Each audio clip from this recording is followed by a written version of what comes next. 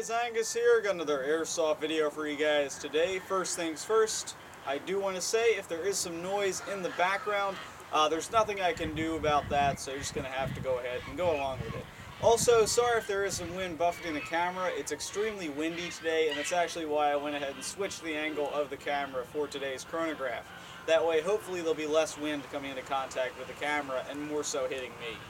Anyway, today's chronograph is going to be of the gun currently in my hands. This is the DBOYS PDW Full Metal Airsoft AEG. If you're interested in purchasing this product after you watch this video, there'll be a link down below in the description to airsoftStation.com where you can buy it for about $200.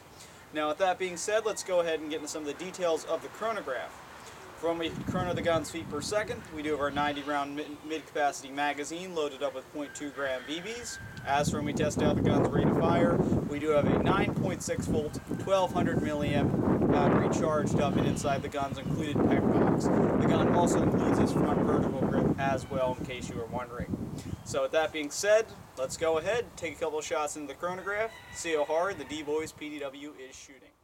Alright, so we have the Extra-Tech chronograph set up. Let's see how hard the PDW is shooting. Feet per second up first. 353.5, 348.9, 353.5, 354.2, 355, 353.3, and 356, so right around the 350, 355 feet per second area. Seems a little odd to me. I was holding the chrono in my hand earlier and shooting the gun, and I was getting readings of around 365 feet per second, so perhaps factor that in. We'll discuss that more in the final conclusion, but as of now, let's check out this gun's rounds per second and its rate of fire. 11.33 rounds per second.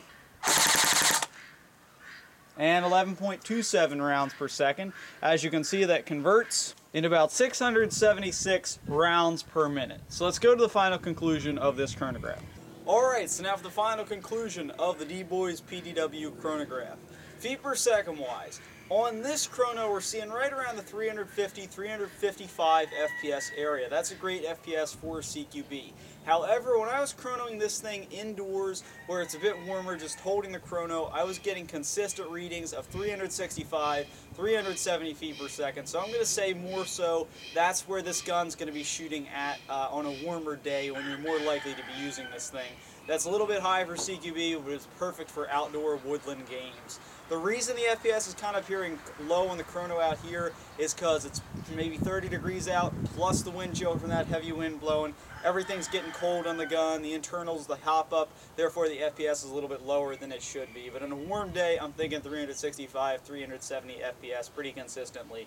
Same thing with the rate of fire. It's cold out, the battery's getting cold, therefore it drops a little bit. We saw around 675 rounds per minute, 11.5 rounds per second. Indoors, when I just shot this thing real quick, I got around the 750 rounds per minute area and 12.5 rounds per second. So just say about 700, 720 rounds per minute on average, and about 12 rounds per second on average. So pretty respectable rate of fire out of this gun on its included 9.6 battery. So really, I can't complain about the gun at all. You get a pretty consistent FPS whether we're looking at 365, 370, or 350, 355, and the rate of fire certainly is respectable at around 700 rounds per minute.